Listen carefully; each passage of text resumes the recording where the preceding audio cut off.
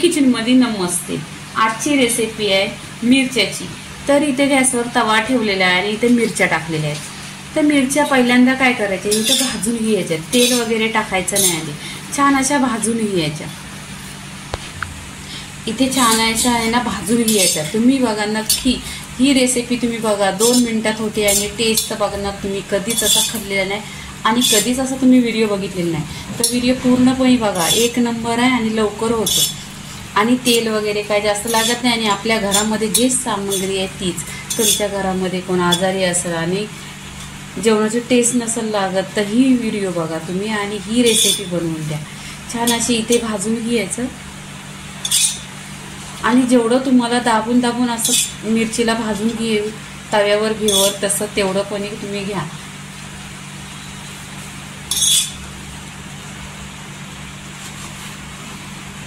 इथे आहे ना भरपूर अशी लसूण टाकायची आहे, कारण ही रेसिपी आहे ना खूप टेस्टी आहे आणि ही लसूण आहे ना देशी आहे आणि बघा कशी अशी टपके टपके आहेत। इथे काय करायचं, 1 चमचा तेल टाकायचा, तेल जास्त नाही टाकायचं, कमी तेल टाकायचं आणि छान अशी तेलावर परतून घ्यायची मिरची आणि लसूण एकत्र।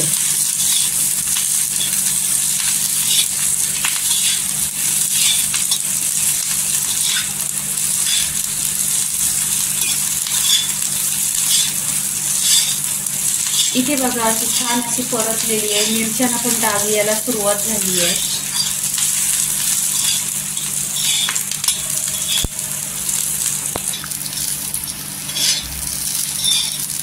इथे बघा मिरच्यांना असं छान असा डाग पडलेला आहे आणि लसूण पण अशी गोल्डन कलर झालेली आहे। तुमच्याकडे असा जर तवा लोखंडी असला तर तुम्ही तव्यामध्ये बनवा, तवा नसेल ना तर कढईमध्ये पण बनवा, पण एक नंबर आहे लोखंडी तव्यामध्ये टेस्ट येतो।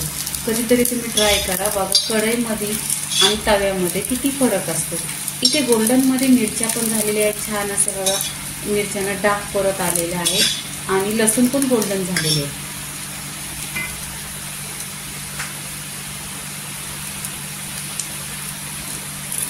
इथे हळदी पावडर टाकायची आहे, कमीच टाकायची, जास्त नाही टाकायची।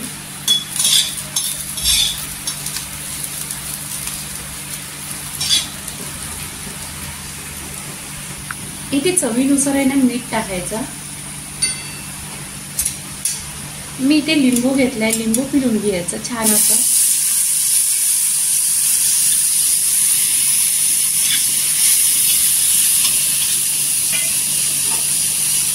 आणि तुम्ही म्हणणार काय लोखंडी तवा आहे त्याच्यामध्ये लिंबू टाकलाय, लिंबू टाकलं ना तर लवकरच असं काढून घ्यायचं।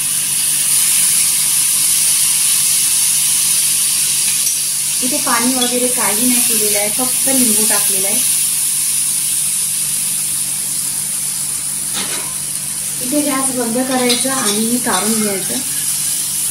तर मिरचीचा आणि लसणीचा व्हिडिओ पूर्णपणे झालेला आहे, तर तुम्ही आहे ना बाजरीच्या भाकरी बरोबर खाण्याच्या तांदळाच्या काय पूर्णपणे व्हिडिओ झालेला आहे। लाईक करा, शेअर करा, सबस्क्राईब करा आणि नेहमीच खात राहा। धन्यवाद।